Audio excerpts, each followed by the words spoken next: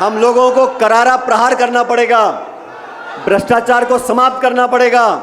और जो धारणा बनी हुई है कि 5 साल भाजपा 5 साल कांग्रेस, इस धारणा को तोड़ने के लिए हमें दुनिया को दिखाना पड़ेगा कि हम जो कहते हैं वो कर कर दिखाते हैं। 11 तारीख को अजमेर आरपीएससी का केंद्र है, माध्यमिक शिक्षा बोर्ड का केंद्र है। वहाँ पर पेपर बनते हैं, वहाँ से शिक्षा परीक्षा होती है, इंटरव्यू होते हैं, नौकरियाँ लगती हैं।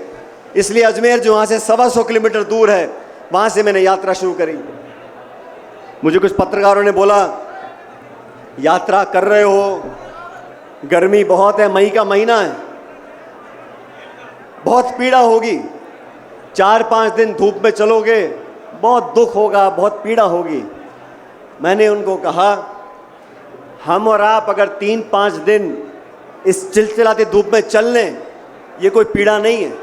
लेकिन वो लड़का लड़की जो पढ़ लिख कर साल 2 साल मेहनत करते हैं, कोचिंग करते हैं, ट्यूशन लेते हैं और किराए के मकान में रहकर लाखों रुपया खर्च कर एग्ज़ाम लिखने जाते हैं, वो पेपर लीक हो जाता है, उसके बाद कैंसिल हो जाता है। अरे बार बार होता है, क्यों होता है? इसकी जड़ तक जाना पड़ेगा। पेपर लीक करने वाले दलाल के किराए के मकान पर बुलडोजर चलता है, लेकिन जो कटारा को गिरफ्तार किया है उसके मकान पे क्यों नहीं चलता बुलडोजर?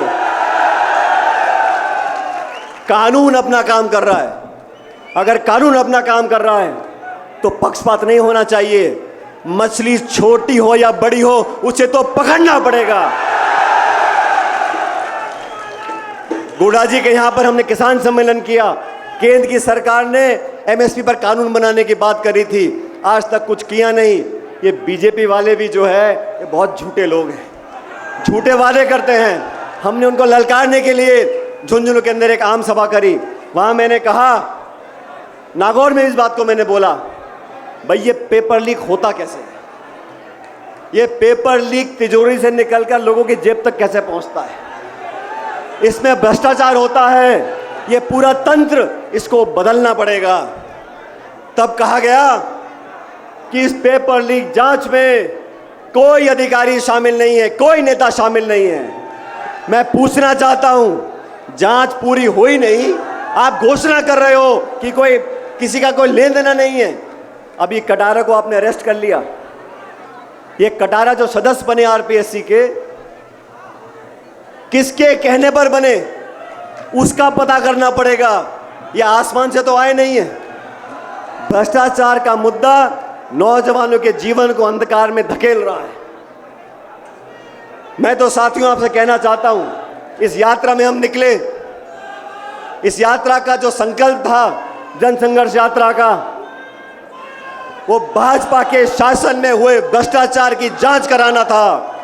इस यात्रा का उद्देश्य नौजवानों के साथ जो धोखा होता है, जो भ्रष्टाचार होता है, उसको समाप्त करने का हमारा उद्देश्य था। मैं आप सबका धन्यवाद करना चाहता हूं। जब मैं अजमेर से निकला था, बड़ी गर्मी थी, बहुत से लोग बोलते थे हो सकता है कुछ लोग यात्रा में ना जुड़ पाएं। और मैं आप लोगों से एक सवाल पूछना चाहता हूं, आप सचमुच सच जवाब देना। यहां बहुत दूर दूर से लोग आए हैं, अलग अलग जिलों से आए हैं। आप सच बताना, क्या आपको इस जयपुर की सभा में आने के रोकने के प्रयास हुए, हां कि ना?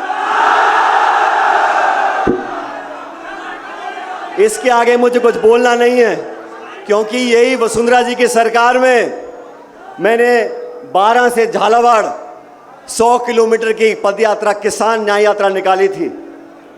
उस समय की सरकार ने बहुत कोशिश की। कलेक्टर, एसपी, बीडीओ, तहसीलदार, पटवारी, मास्टर, पूरे सरकार का महकमा लग गया था लोगों को रोकने के लिए। लोग रुके नहीं, किसान यात्रा हुई और उस सरकार को हमारे किसानों की मांग को मांगना पड़ा।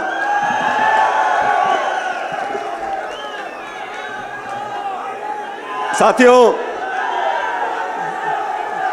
हमारा जनसंघर्ष किसी नेता के खिलाफ नहीं है, हमारी यात्रा किसी के विरोध में नहीं है। लेकिन मैं आज इस मन से कहना चाहता हूं, हमारी यात्रा भ्रष्टाचार के खिलाफ है, हमारी यात्रा नौजवानों के भविष्य को बेहतर बनाने के पक्ष में है और हम इसमें रुकने वाले नहीं हैं। अभी आपने भाषण सुना आदरणीय हेमाराम जी का। कुछ दिन पहले हम सब बाड़मेर गए थे और हेमाराम जी बहुत कम बोलने वाले व्यक्तियों में से हैं, लेकिन आज मैं उनका भाषण सुन रहा था। ये कहां की नीति है?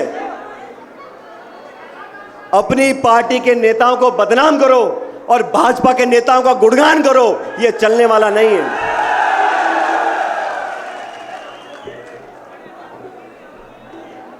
सत्ता में जब लोग आते हैं तो कोई व्यक्ति नहीं आता, शासक बैठता है कुर्सी के ऊपर, उसको तेरा मेरा करने का अधिकार नहीं, उसको पक्षपात करने का अधिकार नहीं, उसको न्याय करना पड़ेगा, कठोर निर्णय लेने पड़ेंगे।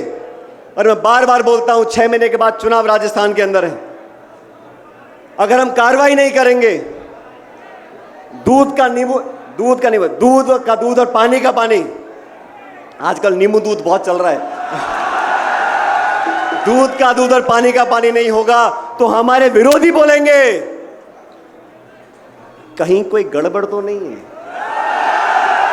मैंने कभी किसी को आरोप नहीं किया, मैंने कभी किसी पे इल्जाम नहीं लगाया, और मैं आपसे पूछना चाहता हूं,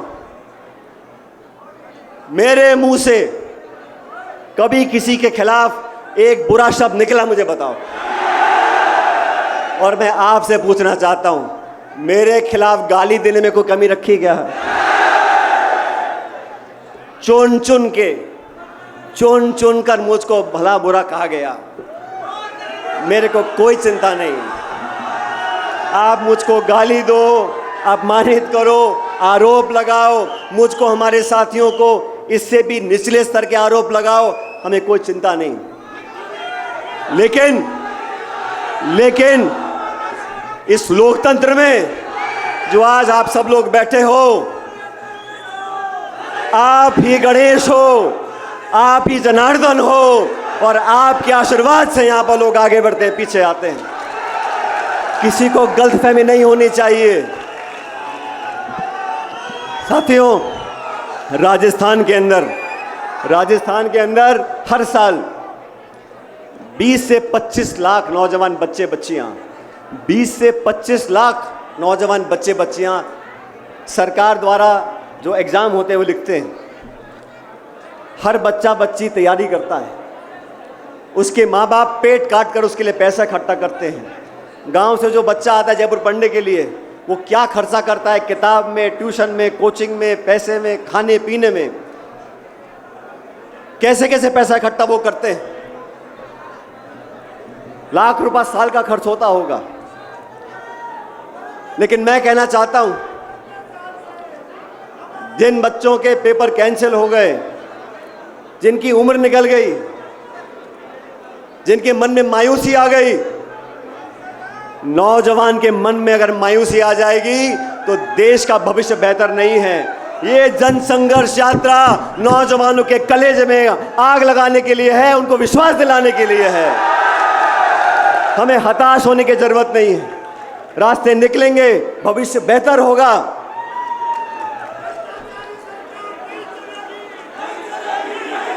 आदरणीय दोस्तों, नौजवान साथियों, मैंने जो मांग रखी हैं, जो अपार जन समर्थन मिला, वो मुझ व्यक्ति को नहीं मिला। मैंने जो मुद्दे जनता के सामने रखे हैं, ये समर्थन उसको मिला है। ये समर्थन भ्रष्टाचार के खिलाफ करारा प्रहार करने को मिला है। ये जन समर्थन नौजवानों के भविष्य को सुरक्षित रखने के लिए मिला है। राजस्थान की जनता बहुत स्वाभिमानी है। राजस्थान के लोग बहुत समझदार लोग हैं। जैसा मैंने पहले कहा, अखबार में क्या छपता है, नहीं छपता, टेलीविजन पे क्या दिखाते, नहीं दिखाते, लेकिन ये जनता जनार्दन सारी सच्चाई जानती है।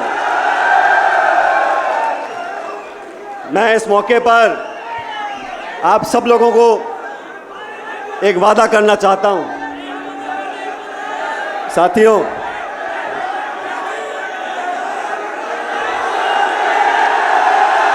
मैं आप लोगों को वादा करना चाहता हूं